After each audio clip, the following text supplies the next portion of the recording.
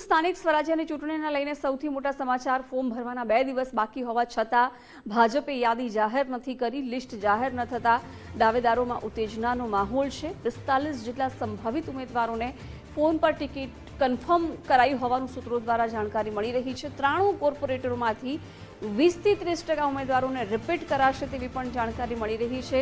Ticket confirm હોય તે લોકોને ફોન પર માહિતી આપી દેવામાં આવી છે। 60 વર્ષની વય અને 3 ટર્મના નિયમમાં 19 કોર્પોરેટરના પત્તા કપાશે। 3 ટર્મ પૂર્ણ કરનાર રાજુ જોડિયા અને રાકેશ માળીને ટિકિટ નહીં અપાય। 3 ટર્મ પૂર્ણ કરનારા કુલ 6 કોર્પોરેટરોને ટિકિટ નહીં મળે એવી પણ જાણકારી છે। સોનલ દેસાઈ, પરેશ પટેલની પણ ટિકિટ કપાશે। વોર્ડ નંબર 6 માંથી પૂર્વ મેયર દક્ષેશ માવાણી ફરી ચૂંટણી લડશે તેવી જાણકારી છે। આપમાંથી ભાજપમાં આવેલા 6 કોર્પોરેટરોને પણ ટિકિટ આપવામાં આવી રહી છે। ધાર્મિક માલવ્યા, અલ્પેશ કથિરિયાના પત્નીને ટિકિટ મળશે। સુરતના 2 ધારાસભ્યોના પીએને પણ ટિકિટ મળવાની શક્યતા જોવા મળી રહી છે। અને આ જ અંગે વિગતો મેળવીશું। સંવાદદાતા રાકેશ બ્રહ્મભટ્ટ લાઈવ જોડાઈ ગયા છે। રાકેશ, હવે ઉમેદવારી પત્ર ભરવાના 2 દિવસ બાકી છે અને એ પહેલા ભાજપે જે ક્રાઇટેરિયા નક્કી કર્યો છે ટિકિટ આપવાને લઈને એ મુજબ જ કેટલાક લોકોને જાણ પણ કરી દેવામાં આવી હોવાના સમાચાર છે।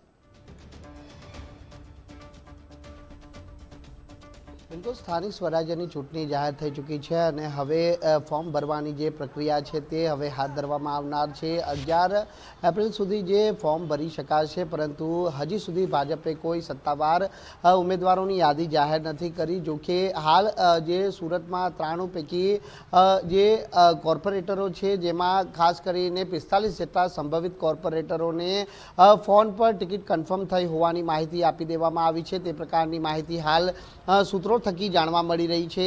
તો આ સાથે જ 6 જેટલા જે 3 ટર્મ રહી ચૂકેલા કોર્પોરેટરોના પત્તા કપાવવાના છે અને આ ઉપરાંત જે 13 જેટલા કોર્પોરેટરો કે જેની ઉંમર જે 60 વર્ષની વયમર્યાદા છે તેઓના પણ પત્તા કપાવવાના છે।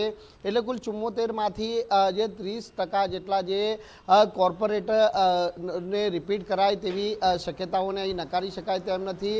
આ ઉપરાંત જે વોર્ડ નંબર 6 ઉપરથી હાલના પૂર્વ મેયર જે દક્ષેશ માવાણી છે તે ચૂંટણી લડવાના છે તેવી પણ જાણકારી છે તે સૂત્રો થકી જાણવા મળી રહી છે। તો આ ઉપરાંત કુલ વાત કરવામાં આવે તો વોર્ડ નંબર 2 માંથી પણ જે પાસના નેતા રહી ચૂકેલા ધાર્મિક માલવ્યા અને અલ્પેશ કથિરિયાના પત્ની કાવ્યા પટેલને પણ છે તે ચૂંટણી મેદાનમાં ઉતારવામાં આવી શકે છે તેવી જાણકારી હાલ સૂત્રો થકી જાણવા મળી રહી છે।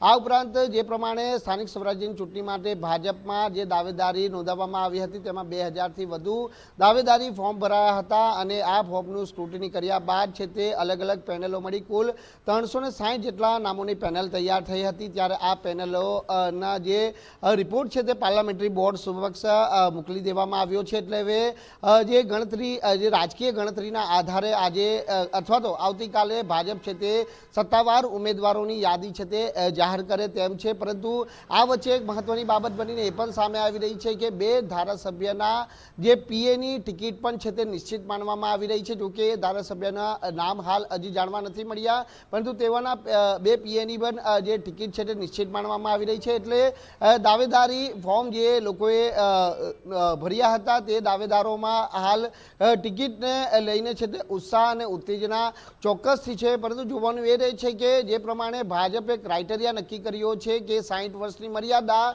અને 3 ટર્મ રહી ચૂકેલા લોકોને ટિકિટ નહીં આપી, એટલે સુરતમાં કુલ 19 જેટલા આવા કોર્પોરેટરોનો સમાવેશ થાય છે કે જેઓને આ વખતે પાર્ટી તરફથી ટિકિટ નહીં આપવામાં આવે। એટલે જૂના જોગીઓના ક્યાંક પત્તા કપાઈ શકે છે અને નવા ચહેરાઓને આ વખતે ભારતીય જનતા પાર્ટી સુરત મહાનગરપાલિકાની 120 બેઠકો માટે ચૂંટણી મેદાને ઉતારે તેવી શક્યતાઓ અહીં નકારી શકાય તેમ નથી। જોવાનું એ રહે છે કે હવે જે સત્તાવાર યાદી જાહેર થશે ત્યારે આ યાદીની અંદર કયા નવા ચહેરાઓને સ્થાન મળે છે। જી રાકેશ, આભાર જાણકારી માટે।